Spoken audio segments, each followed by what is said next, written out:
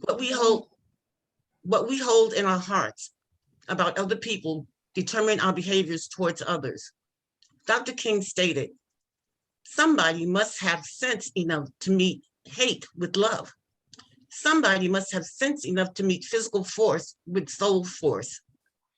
If we will but try this way, we will be able to change these conditions and yet at the same time win the hearts and souls of those who have kept these conditions alive, a way as old as the insight of Jesus of Nazareth, as modern as the techniques of Mahatma Gandhi. There is another way. A 13th century monk, when fighting for the welfare of his people, wrote, more valuable than treasures in the storehouse are the treasures of the body, and the treasures of the heart are the most valuable of them all. What is in the heart may be invisible to the eye, but when these inner expressions are given concrete expressions as right, respectful actions towards others, they demonstrate and prove to others the power of our hearts. When we base ourselves on the treasures of the heart, the true value and worth of human beings become apparent. As I realize the various problems of people with different realities, I am convinced that results will hinge on the heart. This is an awareness of many people. How do we transform people's inherent misunderstandings of others? How do we explain the solidarity of those dedicated to the cause of good? And how do we construct a society in which harmonious coexistence and humanism prevail? It is my hope that some of these concerns and more will be addressed tonight. Thank you for attending and stay safe.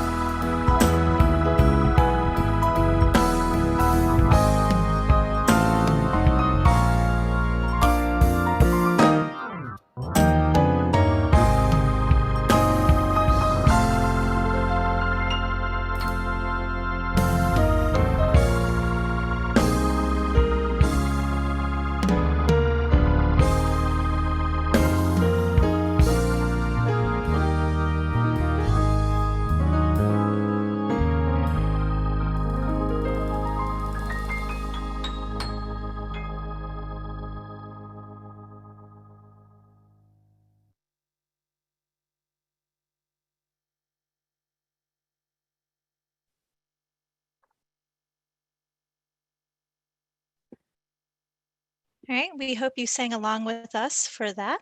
And I'm going to open the floor for our Mayor Patrick Wojahn. Great, good evening. Thank you, Lila, and thanks to the MLK Event Planning Committee for all their work in putting this together.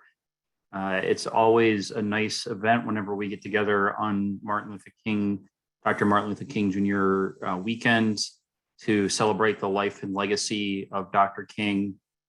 And I am sad that we aren't able to be together in person once again this year and see the great talent that we typically have on display for the Dr. King event.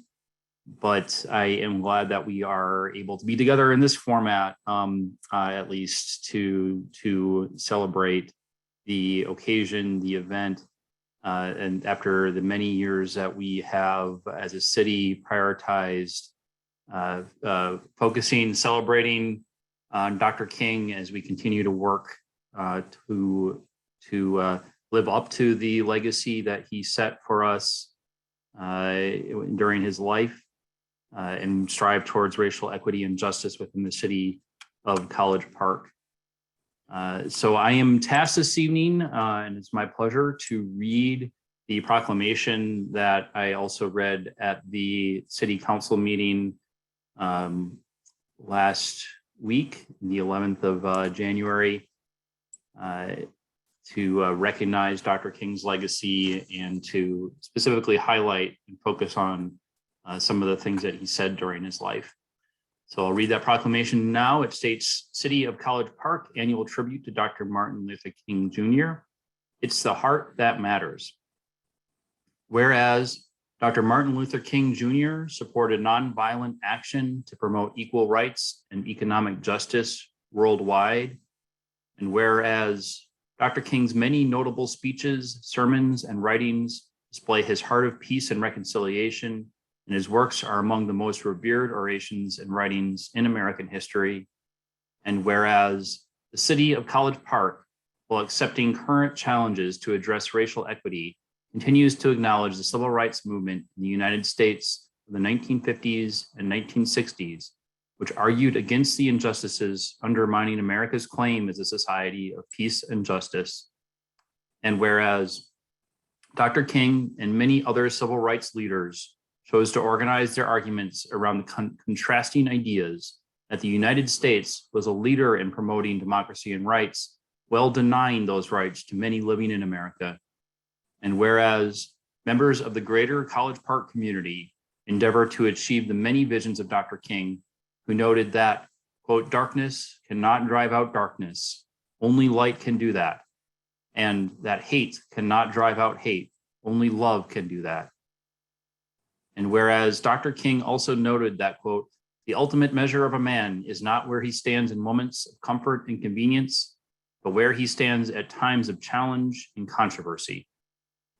And whereas the 2022 commemorative event honoring Dr. King's legacy and his fight for social justice will be held virtually in accordance with pandemic gathering restrictions for the second year in a row. Now, therefore, be it proclaimed that on Monday, January 17th, 2022, the mayor and council of the city of College Park join in the national recognition of the social and spiritual accomplishments of Dr. Martin Luther King Jr.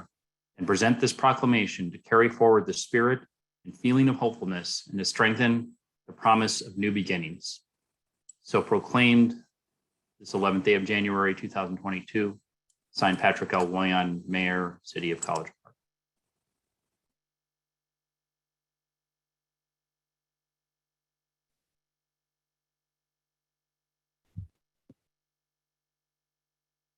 Okay, thank you. And then we will go to Mr. McCaskill. Good evening to everyone. What a beautiful occasion. And I'd like to thank the committee for inviting me here to give some words on behalf of my beloved fraternity, Alpha Phi Alpha Fraternity Incorporated, which Dr. King was a member of. I think the mayor did an outstanding job with the quote, the ultimate measure of a man is not where he stands in the moments of comfort and convenience, but where he stands in times of challenges, controversy. It's so important that we live through that quote. And as we start to live through the quote, I want you to remember that it's the heart that truly matters. And that's why Dr. King was so, his life still and his meaning and what he brought to the table still has so much emphasis on what's happening today, is because he lived something bigger than themselves.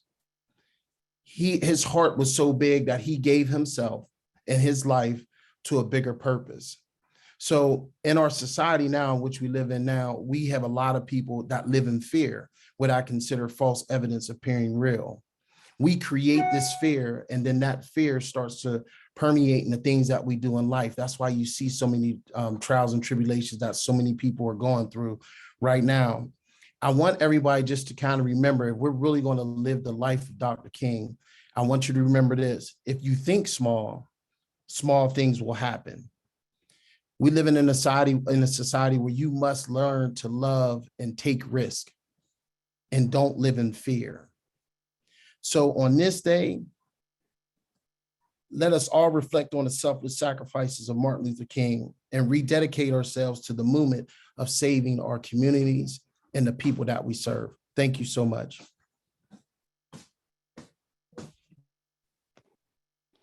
Okay, thank you so much. And now I'd like to introduce Dr. Brown, or Councilmember Brown. Good evening, everyone. I am excited to serve as the moderator for tonight's discussion. As I began to prepare for this evening's tribute, I was bombarded by thoughts of where we are as a society in this current time. There are many things that have occurred in recent years, months, and days even that continue to cause strife and division within our society, whether it be issues related to voting rights, our democracy, equality, etc. So I wondered how I'd be able to focus on the event's theme this evening. It's the heart that matters. When I think of the heart, I think of both love and strength, love of others, and the strength to do what is difficult. This certainly personifies the work of Reverend Dr. Martin Luther King. He showed and expressed love for humankind while exhibiting the strength needed to fight for equality. In fact, Dr. King spoke of the importance of love and its impact on the heart. His assertions acknowledge that influencing the heart would be the gateway to change. Take, for instance, the following quote from Dr. King. "The old law of an eye for an eye leaves everyone blind. It destroys communities and makes humanity impossible. It creates bitterness in the survivors and brutality in the destroyers. In winning our freedom, we will so appeal to your heart and conscience that we will win you in the process." That certainly speaks of the need to exhibit love through challenge in order to truly be victorious. Through this evening's discussion, I look forward to the panel delving in a bit more into the matters of the heart as they relate to Dr. King's work, vision, and legacy. At this time, I'd like to introduce to you our panelists. Dr. Dana Kamenstein has taught graduate courses at University of Pennsylvania since 1984. In 2020, he was awarded the College of Liberal and Professional Studies Award for distinguished teaching in professional graduate programs. Dr. Kamenstein's teaching and consulting focuses on organizations at the group and systems level, specifically on team effectiveness, organizational diagnosis, needs assessment, leadership development, executive education, conflict resolution, and executive coaching. Dr. Kamenstein has conducted organizational diagnoses in large international companies using an experiential approach to developing positive team dynamics. Dr. Kamenstein's main focus is on unequal power relationships. Dr. Kamenstein has been the academic director in dozens of leadership development programs and has coached executives from 41 countries. He was a fellow at Wharton Executive Education for over 20 years. Dr. Kamenstein earned his PhD at the University of Pennsylvania with a concentration in social psychology. Shriram Ram Surendran, or Ram, as he has informed me I can refer to him this evening, has more than 20 years of experience as a designer and project manager. His specialties include federal architecture and design, project management, strategic thinking, conflict resolution, integrated project delivery, and technical documentation. He holds a master's degree in urban design from Columbia University School of Architecture, planning and preservation, a master's in architecture from the University of the University of Buffalo, and a bachelor's in architecture from Madras University. Ram is an active member of the SGI USA, the most diverse Buddhist community in the United States with more than 500 chapters.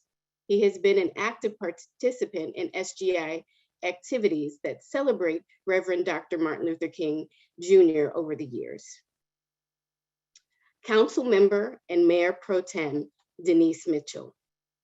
Ms. Mitchell is a long-term advocate for children having access to quality education and currently serves as the area manager for Alpha Best Education, Inc., where children are afforded the opportunity to have before and after care in a safe, nurturing environment, which stimulates learning and individualized opportunities for their scholarship. Ms. Mitchell has served previously on the City Council from 2009 to 2013, and Mayor Pro Tem from 2013 to 2015. Ms. Mitchell represented the city in various leadership roles: National League of Cities, Maryland Municipal League, and the Prince George's County Municipal Association. Denise and her family moved to College Park Woods in 1975, and she began her service to the community by serving on the board of directors of the West College Park Civic Association, and also as the former member and chair of the Education Advisory Committee. Denise received her Master's of Arts degree in Early Childhood Administration from the University of the District of Columbia, and her Bachelor's of Arts degree in Public Health Administration from Rutgers University. Ms. Mitchell's theme continues to be One College Park, and it is her goal to provide transparency, serve with integrity, and bring various stakeholders to the table to collaborate and implement the vision of One College Park. Last but not least, City Manager for the City of College Park, Mr. Kenny Young. Mr. Young began his tenure with the City of College Park on September 27th of 2021. Mr. Young brings with him more than 25 years of progressive leadership experience in the private sector and local government across the country.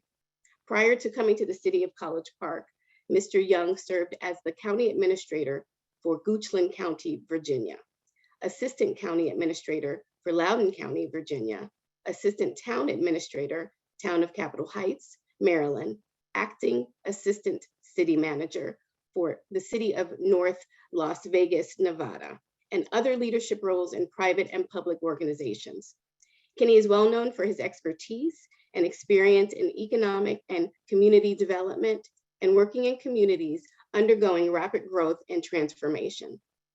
Mr. Young is a credentialed manager from the International City County Management Association and a member of the National Forum of Black Public Administrators, having previously served their executive board. He received his master's degree in public administration and bachelor's degree from New Mexico State University.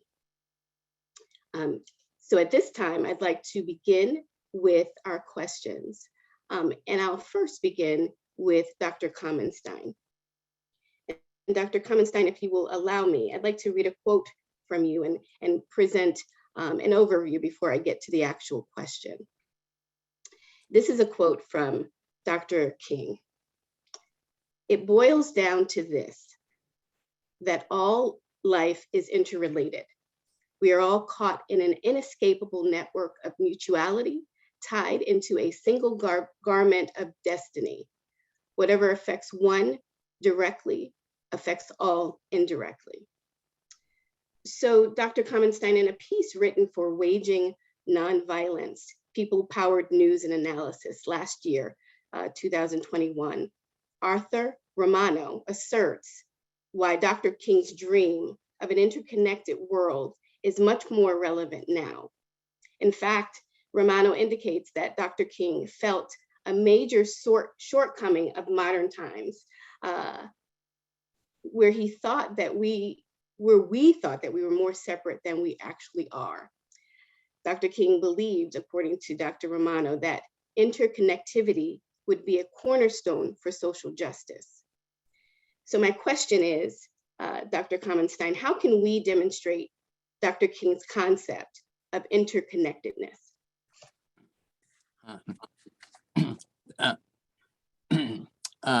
Thank you very much for that question and that wonderful introduction, Councilmember Brown.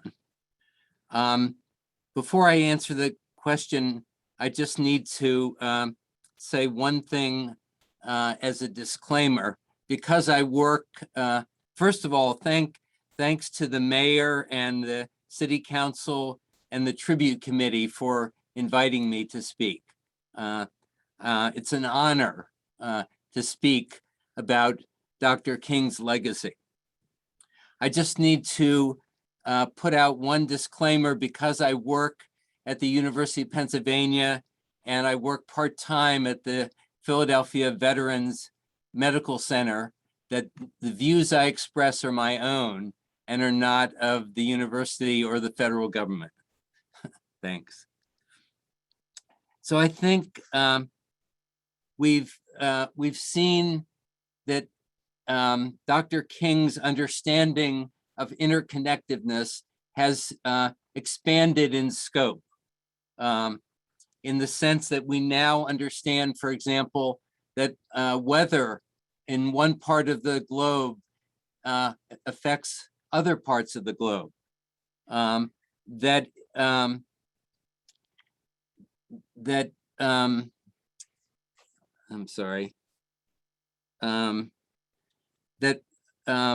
hackers, a small group of hackers, can have an impact on the whole world network, and that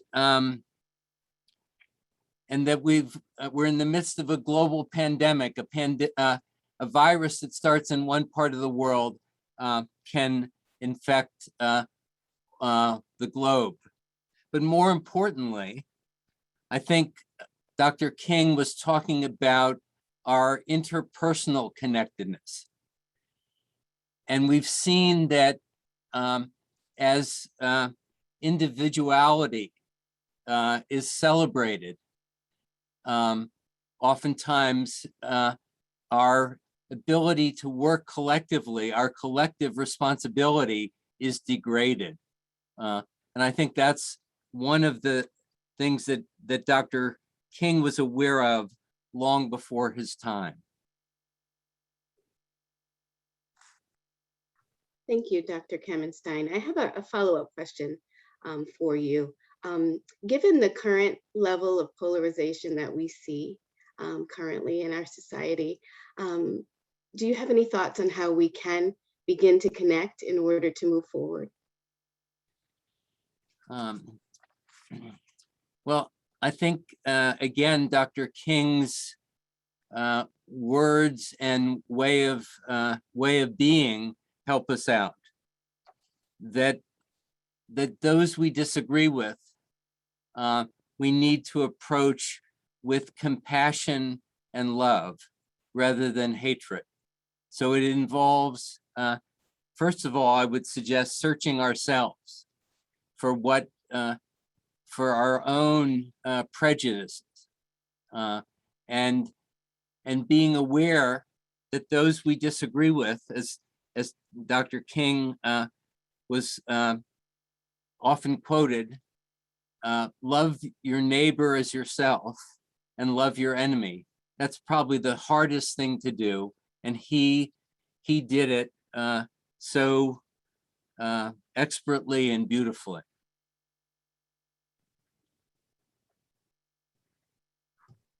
Thank you, Dr. Kamenstein. I wonder if other members on the panel would like to weigh in on that specific question. Okay. Seeing none, I will move on to the next question. Bear with me for one moment. And this question specifically is geared toward Ram.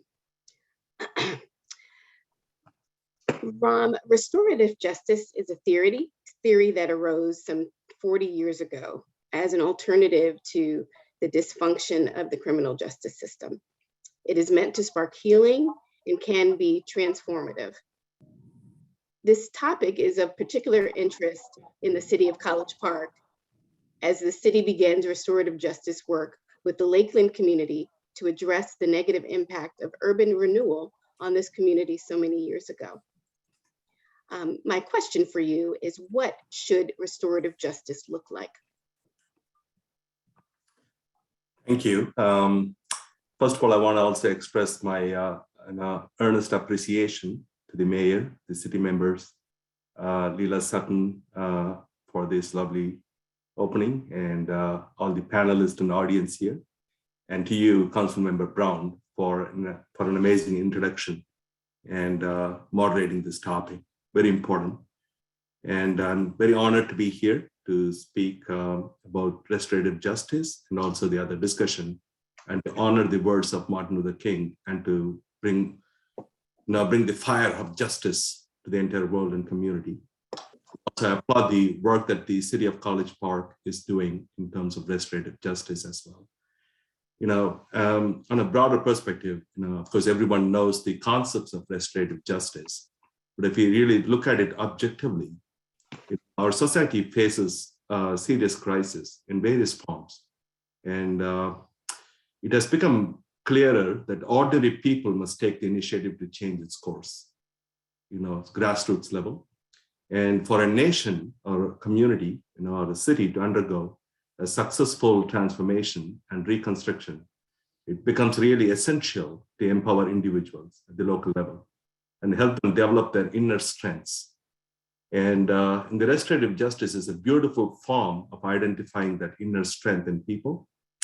Everyone has creative power within them on either side of the spectrum, whether in a perpetrator spectrum or the victim spectrum, or everybody that's influenced in this collective community. Everyone has this amazing creative potential, and the restorative justice should fully manifest this creative potential. So bring everyone together to be able to see all sides of this view and to create this amazing forum where they can exhibit this creative potential. And every person ultimately is endowed with shining dignity, a limitless potential for creativity, and a unique purpose in life only he or she can fulfill. So with the highest rate of incarceration that's happening for various things, and then objectively looking at people, whether they are good or bad, really puts a stop on this creativity, and we cannot really fully exhibit this kind of creativity in the community. So for me, at least in the perspective of this restorative justice, following the words of Martin Luther King, to be able to really empower each and every individual to exhibit their fullest potential would be the apt definition and how we should move forward. Thank you. Thank you, Ram, for that. I do have a follow-up question. For the individuals who will be participating in restorative justice activities or processes, what should be their expectations? Well, there are four main counterpoles to this, restorative justice. One is the inclusion, where everyone is included, which not only means that two persons involved, but all the community that's affected to be involved in this process. And the encountering, which basically both parties encounter with open heart, is most important. And the moderator should be able to facilitate this kind of a forum where they can express their heart wholly and without any inhibition. and that setting is most important. And then making amends. And making amends is not simple forgiveness. It should come from the heart. And of course, we all have experienced this, heart that matters, which is a beautiful, beautiful concept. And in terms of amendment, there is an apology, and there is a changed behavior, and there is a restitution and generosity. And the apology that comes from the heart, shows that person has a behavioral change. Internally, that person has processed it, or both the sides actually have processed it and see a changed behavior. And then the restitution is, it's very objective. If there is a property damage, you pay for the property to be restored, or if there is a trauma that happened, the person pays for the therapy. So those kind of things are restitution. And then the generosity. Generosity is basically the most important thing, because in this category of generosity, both the parties elevate their life to an extent where they can generously embrace the situation and find a solution creatively together. So these 4 components, I think, should be the part of the process. And for all the people involved, should be able to understand and exhibit these 4 important aspects of this restorative justice. So in order for this to be transformative, this process to be transformative, beyond just the processes that you've explained, what actually sparks transformation? The transformation is basically, full-fledged understanding of the situation. That's the first part. Is it okay if I share my personal experience in this? Please. All right. So I'm a victim. I'm a sexual abuse survivor, actually, for many, many years, from the childhood, and went through a lot of therapy, a lot of transformative, therapies within myself. But we ended up, and I ended up confronting my abuser, a family member, and we actually got into restorative therapy, And initially, when this person tried to apologize, I could not feel it because it was not from the heart. But eventually, when I set boundaries and created a very hard, kind of facts that how it has affected my life, the person was able to feel it. And then they were able to open up their own life, saying how they were victimized while they were younger, and how they basically transferred that to me in a way. And at one point of time, during this process, I felt a complete connection with the other person's life. And I felt that, wow, this person must have gone through as a child, a situation that I had experienced, And of course, I don't want a simple apology and forgiveness, but in my heart, I felt this person is okay, out of ignorance and out of compulsion must have acted out this way. But I'm old enough and, open enough to understand the root causes of this violence. So the anger shifted from that person, to the entire root of violence that happened. So that involves the community, that involves the, the society that we grew up in, and all these kind of things. How is it possible for an entire community to neglect this crude form of violence? Then there's something that must change from within the community. So at that moment when, me and that person realized this together, it was beautiful. There was a change of heart. There was a transformation, meaning that I know absolutely this person meant to be in my life for both of us to realize this amazing suffering, and through this, develop this incredible empathy, not only for each other, but for the entire humanity. And that was very enlightening in a way. So I think a transformation is not a simple transformation of, okay, what I did was wrong, but a deep understanding of how it impacts, and also deeper understanding where the root cause of violence begins from. And to be able to be a protagonist and stand for all the people, having experienced this transformation, to be able to lead them to their own creative journey, I think is what the transformative power stands for. Thank you. Thank you. Thank you for sharing that. And thank you for your willingness to be open with us as well through this discussion. I have one last question for you. As I mentioned, the City of College Park and the Lakeland community will be undertaking work in restorative justice, what would be one piece of advice that you would share about this process beyond what you've already shared about the process itself, but a word of advice that could be helpful moving forward? Yes, absolutely. And I believe the unchanging belief that peace is not a mere absence of war. Even though a situation may look peaceful on the surface, as long as there are people who suffer from injustice, including poverty and lack of opportunities, that situation is not worthy of the name of peace in its true sense. So we have to really, as a collective, humankind, we have to dig deeper. And we should celebrate the importance of humanistic education in our school system. And that fosters empathy in people and a willingness to share in the suffering of others. These should be part of our curriculum and part of our general moral living, to be able to share the suffering of others. And also, on a side note, I'm a big proponent of poetry. So there should be a poetic spirit in people, and that Nepal has the power to awaken inherent goodness in people and instill the courage to confront social evil. So I think it should start from a very young age in our education system. All our educators should be celebrated because they really do an important job in the community of creating this transformation from a very young age to see what is right and what is wrong. Thank you. Thank you so much. Appreciate that. Would others from the panel like to chime in on the issue of restorative justice? Okay. Yes.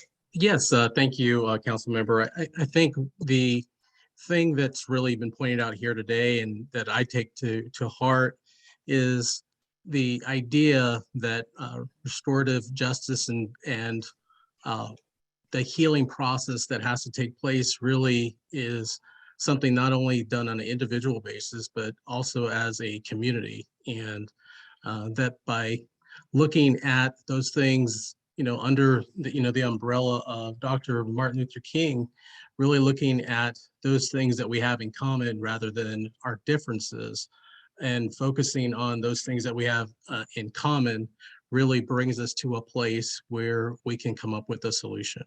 And so I think there's a lot of positivity, even in these days of a lot of negative things happening within our country, that there is a bright light ahead for all of us. Thank you for that, Mr. Young. Would anyone else like to share thoughts or comments? Dr. Kamenstein? I'd just like to reinforce what Ram said, and to point out that oftentimes the victim of a crime carries, as you so eloquently said, hatred and anger. And the restorative justice not only is healing for the perpetrator, but it can be very healing, as you point out, for the person, the victim. And that I think is such a beautiful analogy to what Dr. King spoke of so often, that it wasn't just the oppressed who needed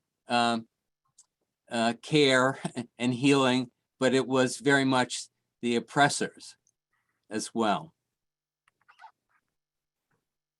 Thank you for that, Dr. Kamenstein. I do want to acknowledge the comment from Ram about poetic spirit. When you said that, it was very telling about the process and where people need to come from when they are entering or starting to begin to truth tell, to listen, to actually be willing to listen, because there are things that they're going to hear that are not going to be things that they want to hear, or things that they feel that they can do something about, but they have to be willing to listen. And that poetic spirit needs to also transcend into what happens thereafter. So this idea of being able to share, listen, and then do what is going to come out of what we've shared in helping to make people feel empowered. You've also shared that as well, the importance of empowering people. Thank you. We will go on to our next question. And this is for Council Member Denise Mitchell. Ms. Mitchell, over the past few years, this country has witnessed a variety of events that continue to challenge us. The attack on the Capitol, the ongoing fight for voting rights, the continued fight for racial and gender equality, just to name a few. However, many would argue that we've also made great strides as well. The election of our first Black president in 2008, more opportunities for women and people of color.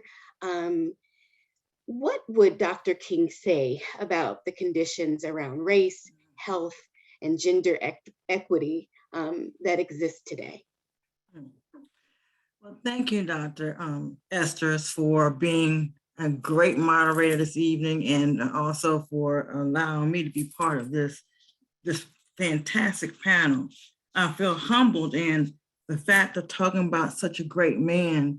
It made me really think and search my heart and soul as to what would Dr. King say to us now?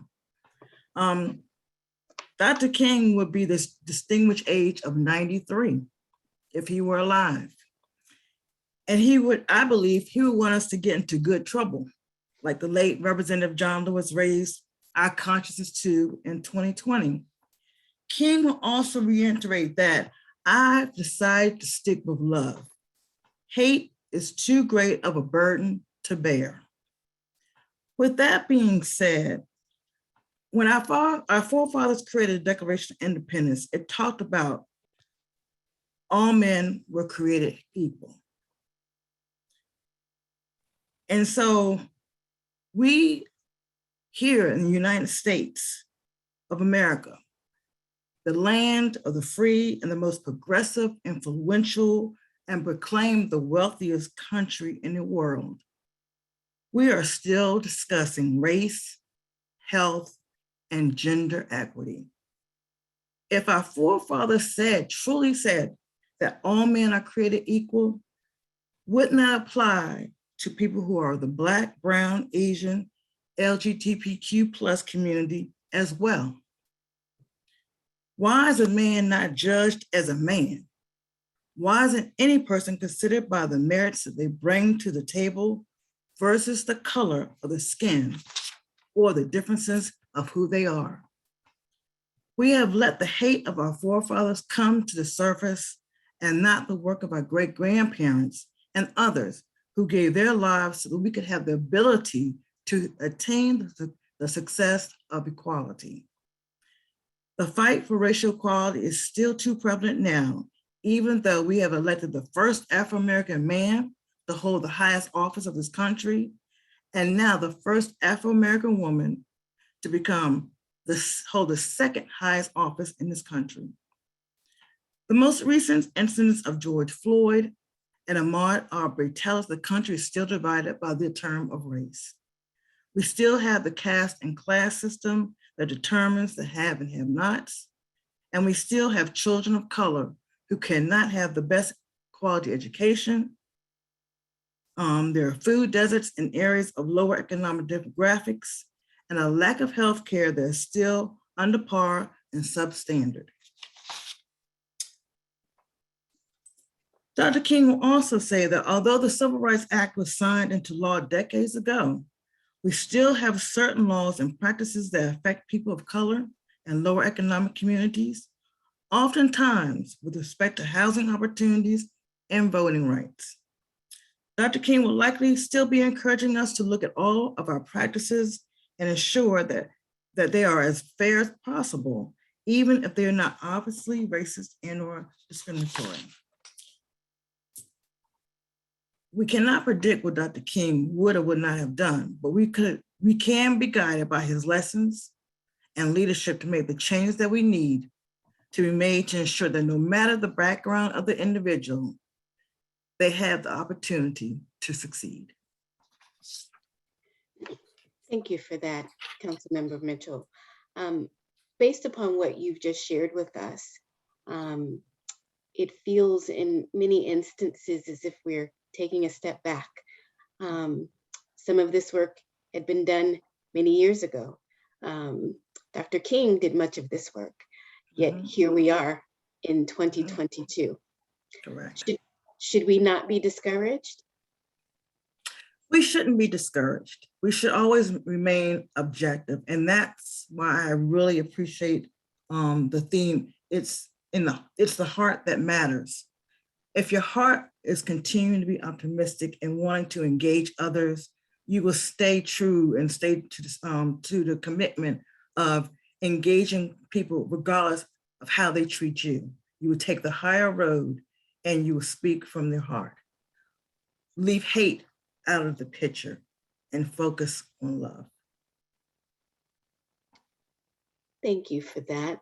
I'd like to open it up to all of the panelists and ask, how do we stay encouraged to do the work that needs to be done? If we are talking about the work that Dr. King began and many others continue, in light of what we see, how do we stay encouraged?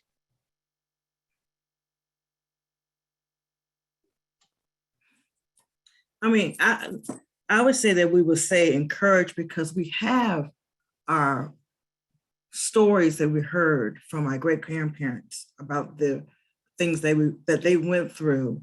And I take that personally, and I take that with me when I continue to look at what we're trying to achieve here in the city of College Park. When we talk about restorative justice, when we talk about creating a community that's diverse, that was the foundation for me in order for me to be here and have the opportunity even to sit here on the City of College Park City Council. So those stories, those conversations at the dinner table about how we have arrived by the help of many great activists, including Dr. King, I take that with me as I deliberate and engage with others, and keeping the heart is what matters. Thank you, Councilmember Mitchell. Mr. Young. Oh yeah, I'm very encouraged by, the conversations that we can have. I think that is by encouraging the difficult conversations, it's up to all of us to engage on those topics that may feel uncomfortable for us. But when we come at it from the heart, that there is a place that we can all get to that creates a better community for all of us to live in. And, that's what really encourages me from day to day. Thank you. Ram. Yes, for me, Martin Luther King, Dr. King made a very deep impact in my life, personally as well, when I read his readings. And I feel like how we can give it to the community, especially the young people, to inspire the people, young people to identify and counteract the root causes of violence in their lives, in their own homes, in schools and local communities.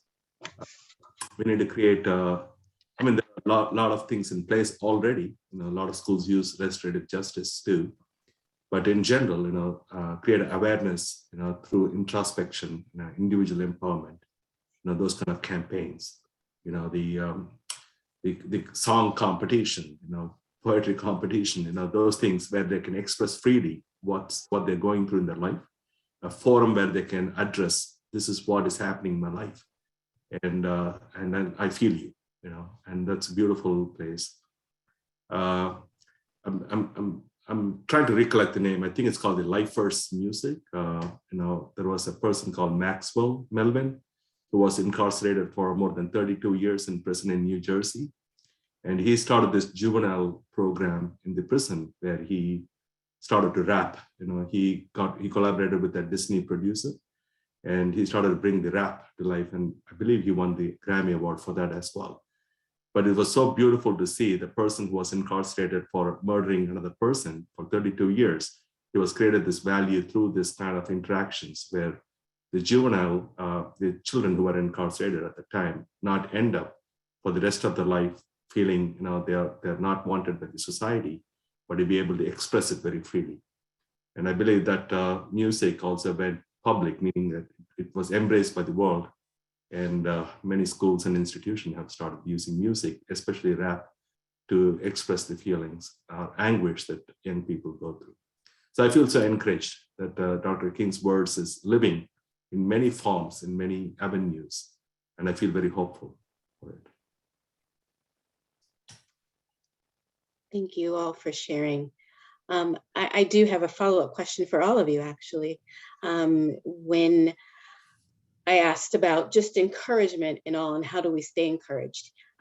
Considering that we are here giving tribute to Reverend Dr. Martin Luther King, can you share with me words that he has shared with the world that encourage each of you?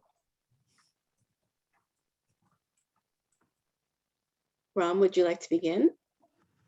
Yes, Martin Luther King famously told that, a threat to justice, is a injustice anywhere. I'm just paraphrasing it, but that's a very powerful statement because it not only talks about injustice as in a bigger concept, but a threat to justice in any form of a person's life is an injustice everywhere. And that gives the sense of empowerment that if I understand and overcome it and understand what justice is, then I understand what injustice is anywhere. So that's very powerful to me. Thank you. Mr. Young. Yes, I think that the words that Dr. King always spoke that speak to me every day is making sure that we look for equality and justice, and particularly justice for those that are oppressed and have no voice at the table, and that each of us have to be a voice and a light for people who have no voice or are being oppressed within our community. And that takes courage. And he often spoke about stepping forward and putting yourself in the most difficult of situations. And, it's always, as you see behind me today, it's always right to do what is right. And, I live by that and try to live through that in my life each day. Thank you. Dr. Kamenstein. You read this quote before, but I'm going to read the end of it again because it's so impactful. Whatever affects one directly affects all indirectly. And I think of what Dr. King said in terms of that as long as other people are oppressed, I'm oppressed. I don't think we fully understand that. And I think that that's hopeful in the sense that to the degree that we start to understand that, we see that our actions, especially our actions that are prejudicial or damaging to others, not only affect them, but they affect our ability to be compassionate human beings. Thank you. And Councilmember Mitchell. Thank you. I'm also going to talk about the quote, as Mr. Young talked about, the time is always right to do what is right.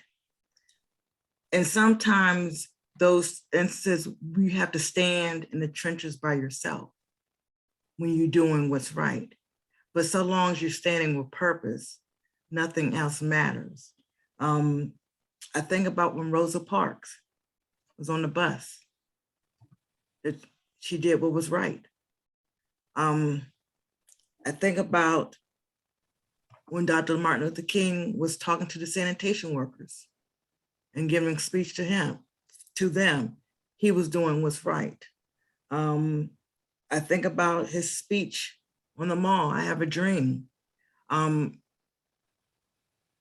It helped us to become strong individuals. It helped us to do what's right in instances that maybe other times we would not have done it, but he gave us the courage to do it. So that always is always with me, because I've been in instances where I had to do what's right, and you just have to be there by yourself. And you know, at the end of the day, it's for others. It's not for you. It's for other people and helps other individuals in the long term. Indeed. Thank you all for sharing those words. Before I go on, I have one other question that's left, but I did want to ask for anyone in the audience, if you have questions of the panel, please begin to put them in the question and answer box. That way we can start to consider what they are and respond to them. But I did want to not miss out on the opportunity to ask you to do that. So please be sure to put your questions in the question and answer box. At this time, I'm going to direct this question to Mr. Young. Dr. King obviously lived a life of service. He served others throughout his life. As such, this very day is often used as a day of service. In fact, it is the National Day of Service for so many. Can you tell us about how you demonstrate your service in Dr. King's honor? And before you answer the question, I am going to ask everyone else on the panel the same question. So wanted to prepare folks, but would love to hear from you first. Sure. Well, thank you very much, Council Member. My service, I get the opportunity, one, to provide my service every day to the citizens of College Park just through my occupation. And so it's very enlightening to me to be able to work for a community that is engaging its community members, regardless of where they are from, what they look like.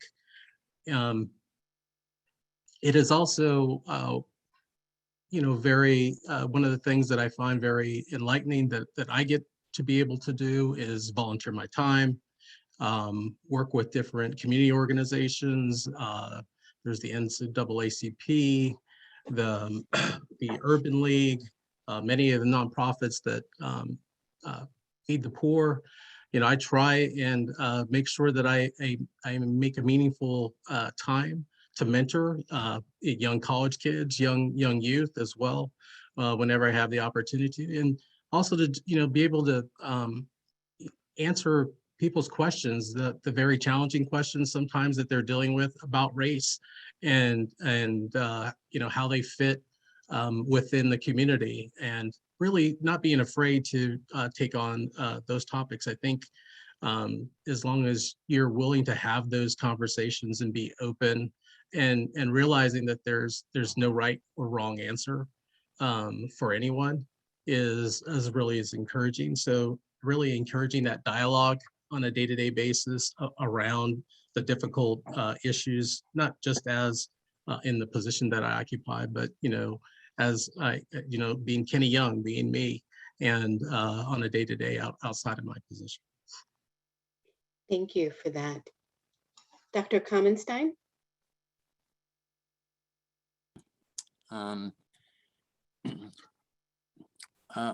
One of the ways that I serve others, there are a number, but one of them is the work I do at the research center at the Veterans Medical Center in Philadelphia. I was asked to help form a community advisory board, and the community advisory board is a majority of African-American veterans who meet with investigators to talk with them about their research and to try to make their research more veteran-centric and less, and to make sure that the research does not include racist assumptions. So that's been very, very gratifying to me to be part of that. Another aspect of that is a work with a group at that at the medical center that help veterans recover from moral injuries. And moral injuries, as you may know, are injuries that they've sustained while serving in the military. And when they've been asked to do things that go against their moral compass or beliefs. So that's a great privilege. Thank you for sharing. Councilmember Mitchell. When I look at Dr. King and talking about service, I equate that to the opportunity that I currently have to be part of an organization called Delta Sigma Theta Sorority Incorporated, and where we do a service in the community, such as food drives, collect clothes, or even doing mentoring to the youth in regards to some of the ideas and concepts of Dr. Martin Luther King, and help them be able to understand and to be able to put that as part of their life as they grow older, his mantra. But beyond that, currently I am working with my relatives in Baltimore City to establish a scholarship fund for students who would like to attend Morgan State University. And the scholarship will be for my late grandfather, Reverend Mildred C. Phillips, who was a pastor there, and he worked at Bethlehem Steel. So we're trying to also encourage students to go to school, to attain their education, and if it's in either HBCU or in a vocational setting, our family's looking to set up a scholarship fund. So any child who wants to go to school will have the opportunity and access. Thank you for that. Ram? Yes, so I'm really deeply impressed by Dr. King's I Have a Dream. So for me, the avenue is the SGI that I support as an organization, where I get to interact with many young people, and with the belief that great dreams nurture extraordinary people, and in that manner, I work with the young people on a day-to-day basis, and providing them the hope and courage that they have the power to change the world and to be able to live meaningfully. And through this avenue, I was also involved in several exhibits and campaigns. Two in particular that I want to highlight is one is Victory Over Violence campaign. These are a campaign that's held in various different schools, where there's a lot of violence in home, community, bullying, those kind of things, where the students come in and share their stories. So it's a forum for the students to share their stories. And through this collective learning, each person will understand what is going on in their lives and backgrounds, and how they creatively solve these kind of situations through dialogue. And I also got deeply involved with environmental justice, and I strongly believe that if a threat to the environment is a threat to the humanity, and that's an injustice. If a capitalist society panders away all the nature. So I'm heavily involved in that, and the exhibit that I'm involved in that aspect is Seeds of Change, which teaches young people about how to live equitably with all the living organisms, not only human beings, but also the nature, with the animals, and how we eat and how we grow our food, all these kind of aspects of it. And now professionally, I'm an architect, of course, and I'm heavily involved with US Green Building Council to make sure that the buildings don't generate the carbon footprint that's detrimental to the community as well. So, just elaborating on Dr. King's dream, I think we have to build lives, leading ultimately to a new, brighter future. That's what I want to give back to the community through Dr. King's words. Thank you. Thank you all for sharing. As you were all talking, what came to mind and what I kept hearing was the late Congressman John Lewis and his reference to good trouble and getting in good trouble. So can you talk to me about the importance of getting into good trouble? Anybody?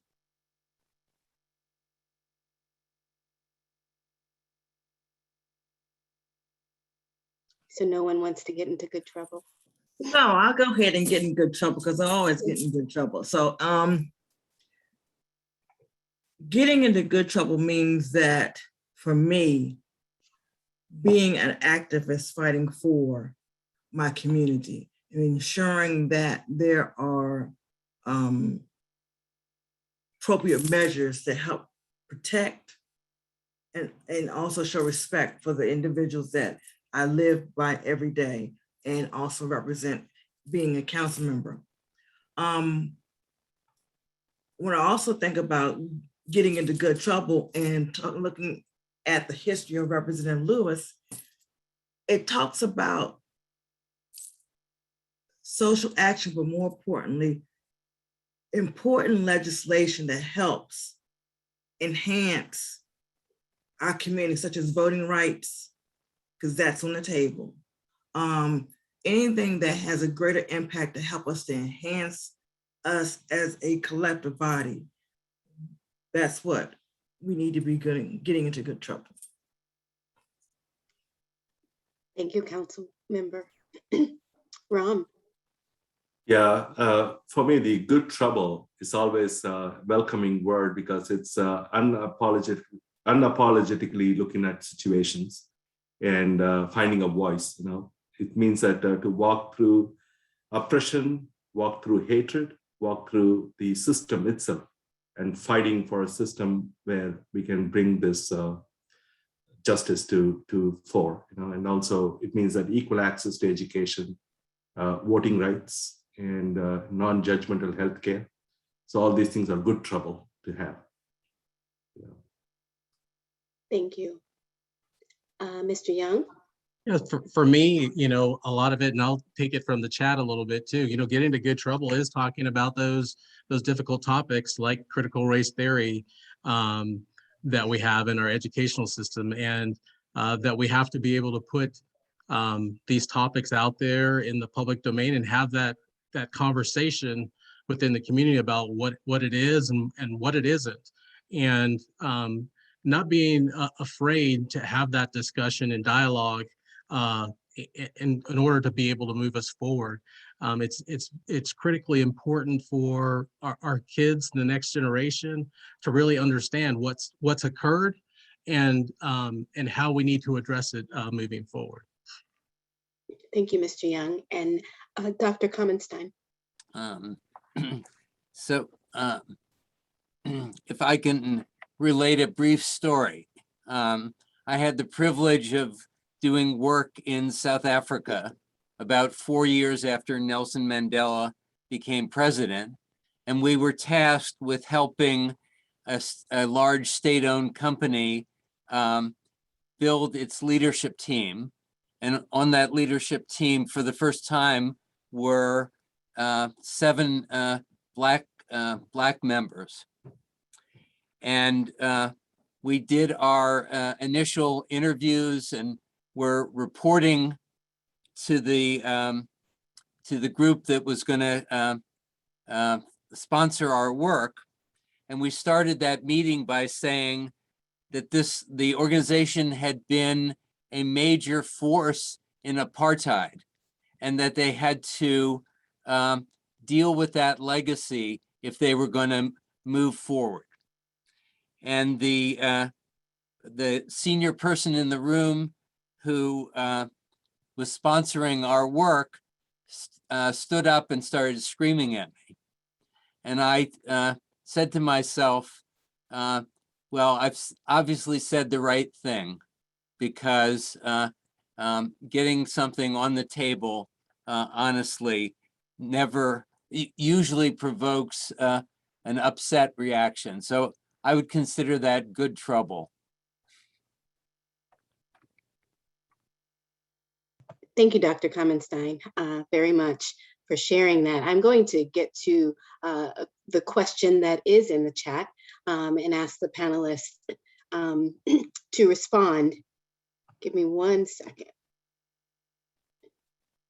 Oh, bear with me.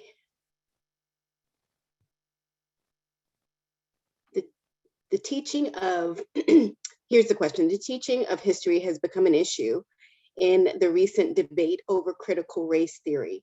Can you talk about the importance of teaching about the role of race, bear with me, and prevalence of racism in American history? Why do you think this is becoming an issue now? And how would you think Dr. King would approach the issue?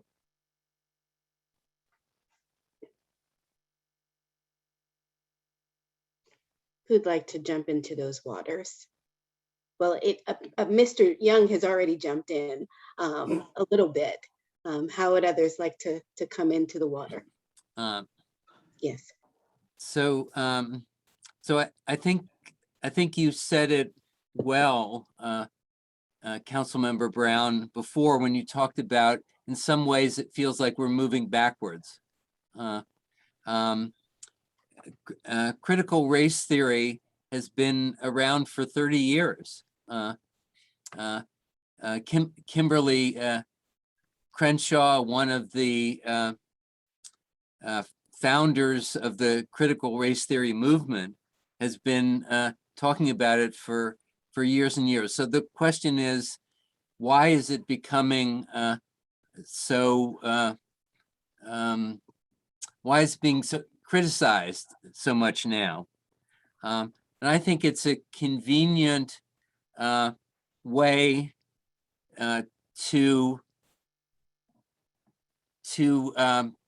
pretend and deny that racism is an issue. Just like in my parents' generation, if you did something that was compassionate, or you talked about equality, you were called a communist. Now, I think you're called a critical race theorist.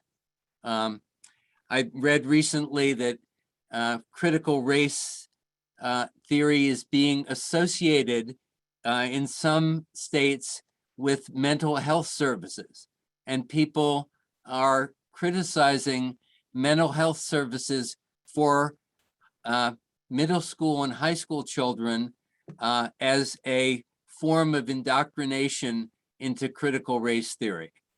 So I think it's just bizarre. And just to say that I think teaching about race and racism is crucial. When I was in high school, I think slavery was covered maybe in a paragraph. It's just deplorable that so much of our history, so much of the contributions of African Americans is just ignored and or denigrated. I'll jump in and hopefully I won't sound too negative when I say this, and talking from the heart and real talk. People become sensitive when you talk about racism and the history of the Afro-Americans or any other culture. And as they become sensitive, they don't want to hear the facts of that culture. For others, they don't want to hear the facts because sometimes it dispels some of the current statements that are out there about who actually discovered this or who actually discovered that. And sometimes it leads to the fact that it was an Afro-American person or it was a person of a Latino culture or Asian culture. So we have to get back to fighting for, in our history, talking about all cultures, the history of all cultures, so our children can understand where they came from and where we're going to. And the demand of that comes from parents going and working with the school board and demanding and becoming activists for that. There's so much out there in regards to our history, but now people are so sensitive and scared to hear about it. And it's a shame.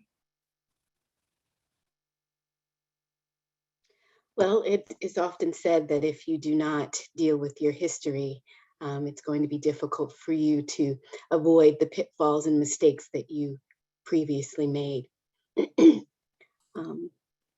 Ram. Yeah, I think the reason that it's being looked at negatively is because some of the people or some sects of the people think that it's a threat, internal threat. America have actually faced a lot of external threats, have won over and triumphed, but they feel like the critical race theory is an internal threat. And that's kind of sad, that kind of an understanding, and they feel like, I believe they feel like this critical race theory encourages Americans to lose faith in their own country, instead of celebrating the America's founding ideals.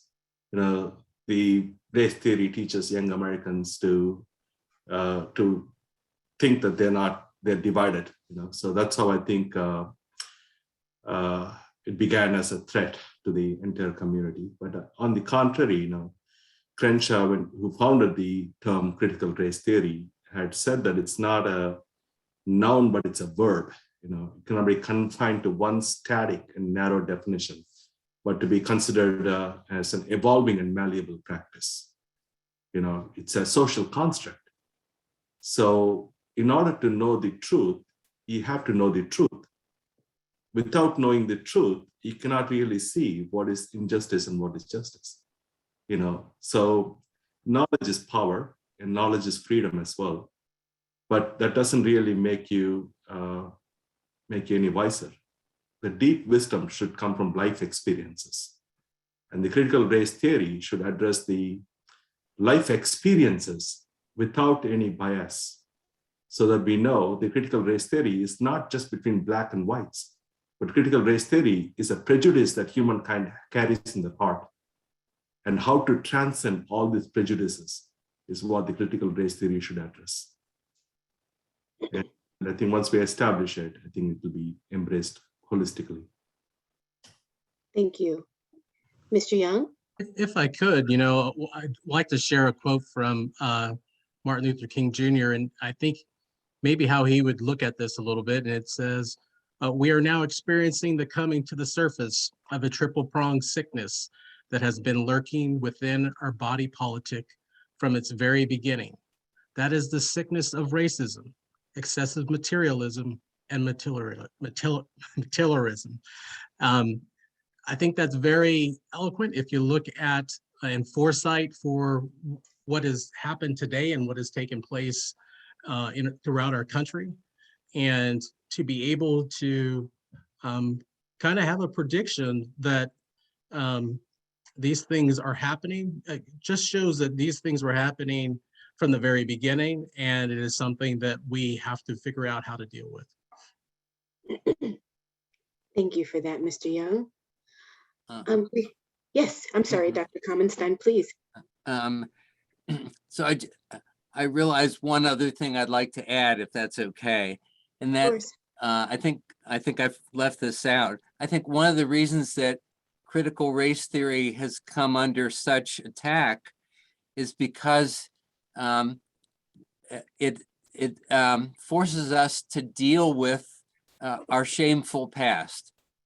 And that's something that I think Dr. King was urging us to do, something that Nelson Mandela and Bishop Desmond Tutu urged us to do through the Truth and Reconciliation Commission in South Africa, is to, if we don't face the shameful things we did, there's no way we can move forward.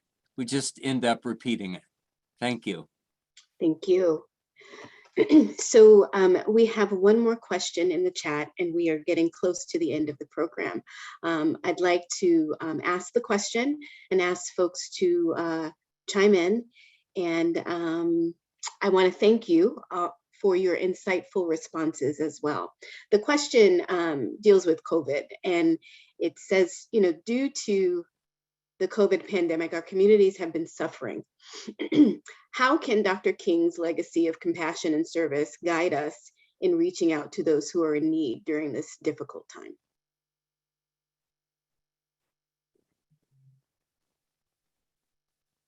May I go first? Please. All right, thank you. Of course, I recollect, Reverend Dr. King's words, the ultimate measure of a man is not where he stands in moments of comfort and convenience, but where he stands at times of challenge and controversy. And I think this is the time, challenge and controversy, and for every man and woman to show their appreciation to their brothers and sisters. This is the time to extend that kind of a love and compassion. And regarding the COVID pandemic, of course, it's a threat to humanity in various levels, but also there is a root cause to it, right? There must be a cause and there must be effect to it. And in that manner, I'm reminded of a story where King is hurt by an arrow, and then poisoned arrow, and then the person who's trying to help takes out the arrow, but the king wants to know who actually shot this arrow. What is the poison made of? How is this aligned? Who shot from which angle? And then the person said that this is not the time to analyze and cut through all these kind of theoretical understanding, but we need to, make you better. So that's only through love and compassion. So as we express our love and compassion in this challenging and controversial time, that creates a new benchmark for humanity, a new benchmark in this humanity, which will go down in the annals of history of how, as human beings, we fought through this pandemic, and this becomes a great source for the future references as well. So bottom line is love and compassion to your brothers and sisters. Yeah. Thank you so much for that response. Would anyone else like to respond to that question? I think it's one of the things that COVID has done is really ripped the Band-Aid off of our healthcare system, and particularly to our marginalized communities and their access to healthcare. And it's really showing the disparities between those who have wealth and those that do not have wealth. And regardless of color, in this instance in particular, when we're talking about our healthcare system, it really goes to show that we have to look out for those that have lesser means, and that we need to make sure that they have the same level of access to healthcare as anybody, and that there shouldn't be a barrier to be able to access that healthcare in order to save your life. And that this has just been going on from day to day. But you look at people who are diabetics, the cost of insulin, and this pandemic has really really highlighted the instances that have happened that have caused prices to skyrocket for just basic medicines that people need to survive, and that we need to find a way to fix our healthcare system to address that. Thank you. Councilmember Mitchell. I think the first two panelists made excellent comments, and I just want to say that going to what Ron was saying about love and compassion, that has to be at the forefront, especially right now in this pandemic. We are 3 years in this, and the only way for us to get through it is with love and compassion, number one. And especially when you're talking about, as Ms. Young said, a healthcare system that's being stretched. When you have staff that are being stretched, we have to be able to take the sting out of what we see in the judgment, be non-judgmental and work together to get to the other side, which is to the end of this pandemic. So we have to be able to come together, regardless of who we are, what color or who we are. We have to come together to move forward collectively together. So. Thank you for that, Ms. Mitchell. And Dr. Kamenstein. So I think one of the things that Dr. King pointed out to us is that developing love and compassion is hard work. It's not something that's easy. It occurs to me today, I often hear people say how much they love their phone or their car or their city. And I wish that I heard more people talking about loving their neighbor or loving their enemy. And I think we can honor Dr. King's legacy by admitting how hard it is to really love others and to do that work and not expect that it's like buying a new phone. Indeed, indeed. Well, I would like to thank each of you for your willingness to participate, to give such insightful responses, and responses that truly came from the heart. And again, we are working within Dr. King's theme of love and contribution to others. Before we officially close out though, I would like to acknowledge some folks who have participated today. I'd be remiss if I did not do that. And I'd like to acknowledge Councilmember Mackey, Councilmember Kabir, Councilmember Susan Whitney, Councilmember Stuart Adams, former Councilmember Dennis, and County Council Member Thomas Dernoga for participating in today's program. Thank you so much for taking the time to attend, and I appreciate the opportunity to moderate this fabulous discussion. I do believe that, and we will be closing soon. I also want to acknowledge the committee for the MLK committee and the staff who worked to put this event together, with a special shout out to Dr. Tisha for his direct contact with me over the past few weeks. Thank you very, very much. I do believe that we will conclude the program and end with a final video.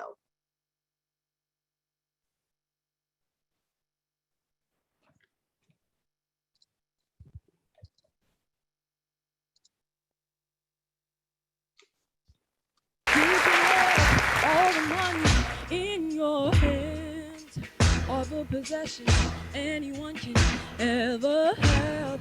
Treasure, true worth is only measured not by what you got, but what you got in your heart. You can have everything, but what does it mean? It all means nothing if you don't stand up for something. Oh, you can't just talk that talk. You got to walk that walk. Yes, you do. It all means nothing if you don't stand up for something. Then I'll stand up for you. Ooh, and I'll stand up for you. Yes, I will. Yes, I will. Do the best that you can do. Then you can look in the mirror, proud of us looking back at you. Define the life you're living, not by what you take, for what is given. And if you bet on love, there's no way you'll ever lose. Take a stand, make a stand for what's right. It's always worth the fight. And it all means nothing if you don't stand up for something.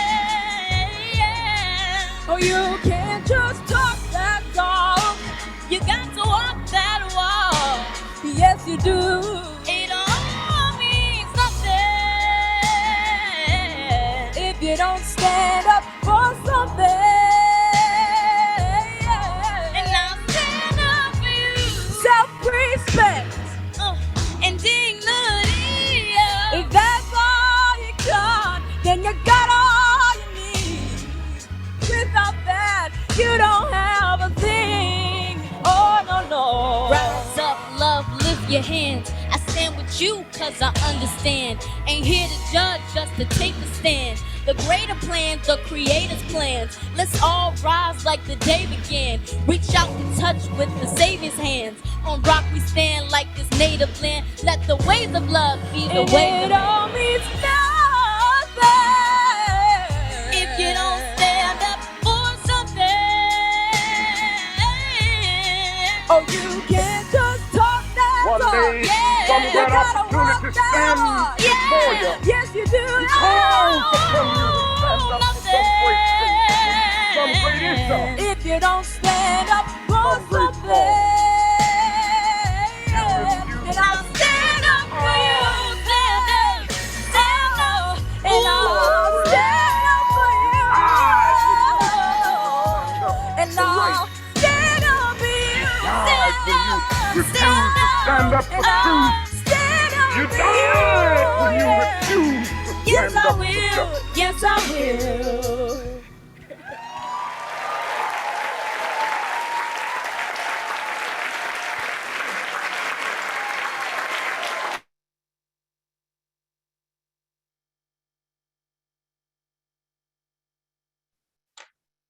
And with that final video, again, we'd like to thank our moderators, our speakers, our panelists, and our audience for joining us tonight during this live event.